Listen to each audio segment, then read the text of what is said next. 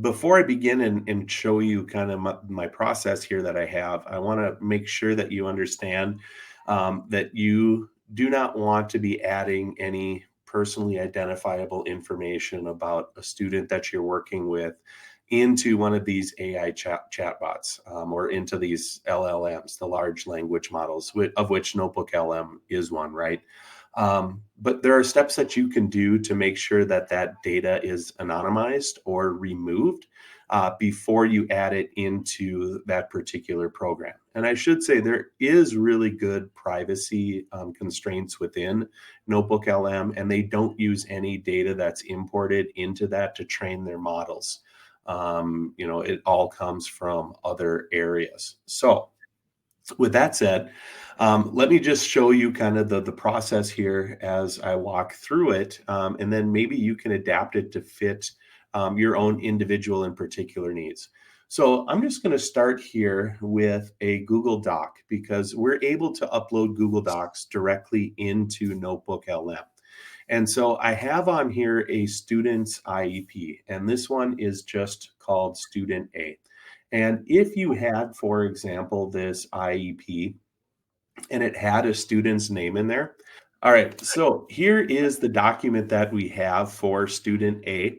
And if it did actually have that student's name in there, there's a helpful way once you get your IEP into Google Docs. And so if you started with it as a PDF, you can save it to your Google Drive, right? And maybe it already is saved to your Google Drive, and then choose to open it from there in a Google Doc.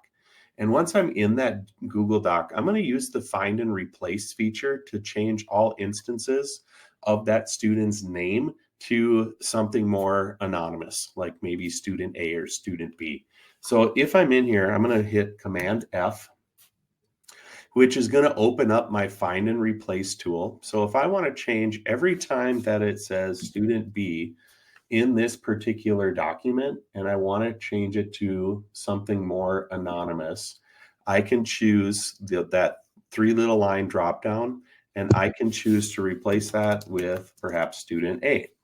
And I want to do it not just this one time, but all times. So if I click replace all and then close the window, you're going to see that all of the times where it said student B, it now says student A. So a quick and easy way to be able to redact some of that personally identifiable information. Okay, then once I'm here, I've got their IEP. I just need this as a source, right? That the data is going to analyze against, and it's going to be included in NotebookLM. And I'm going to show you where to add that here in a moment. All right, so let's go back then to the other items that you see on my little flow chart on this particular page.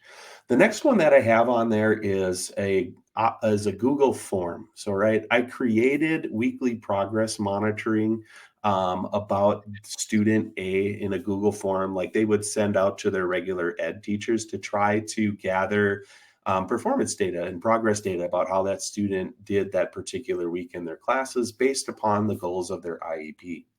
Now, this might be something you already have, right? So if you already have this and you've already collected your data that you want to analyze against the IEP with, you're probably skipping this step here. But I just wanted to include it just so that you're aware. If you didn't have that particular data, you could go through and you could collect it using a Google form.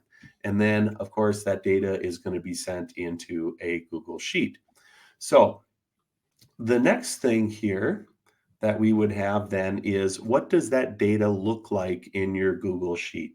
So I'm going to then open up this particular item, and I have it already open here in this tab as well. And you're going to see that all of the data that was entered into here under the different columns, and you're going to see that it's all broken down by teacher A, B, C, D, E, F. I even anonymized that part of it as well. And it collected it for 4 weeks. I just said it was the month of October, right? So you're going to see all sorts of different types of scores that are in there. Now, the next thing that you're going to need to do is to export this data out as a PDF.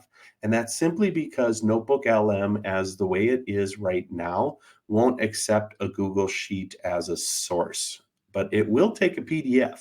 So if I go to File and choose download, I can choose PDF as one of those items, and you'll see it's going to bring in the data exactly as it looks.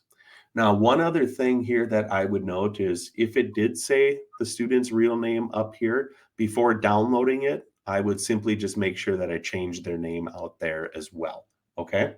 And so I'll export that out. It's going to put it in my downloads folder. Then, according to the document here that we have, the next part that I want to do is to bring it into NotebookLM. So I'll go to my NotebookLM page and start with a brand new notebook if you would like.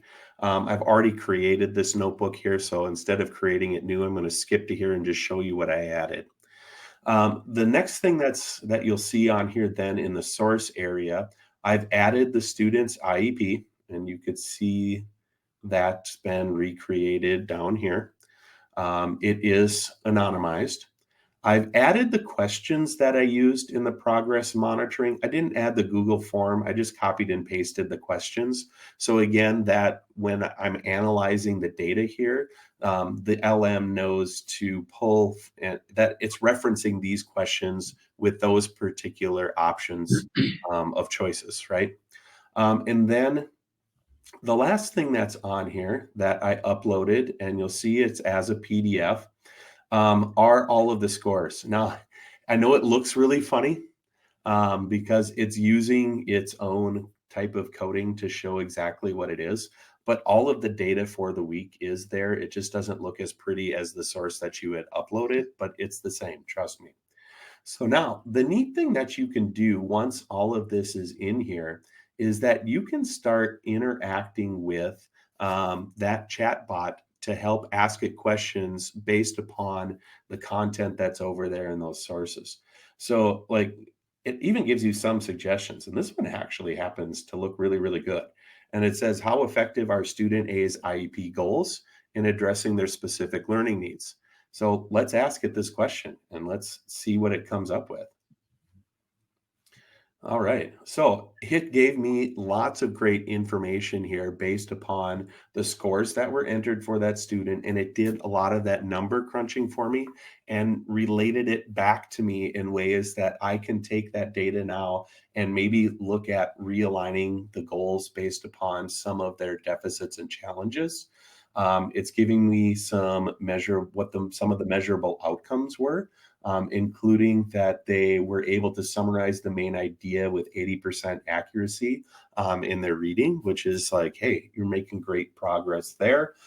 Maybe not as good in math. So maybe then, when I have that student pulled out and I'm working with them, I might focus on some of those goals with them. And you can go through and you could see that there's a lot of other different types of data and stuff that gets added into there.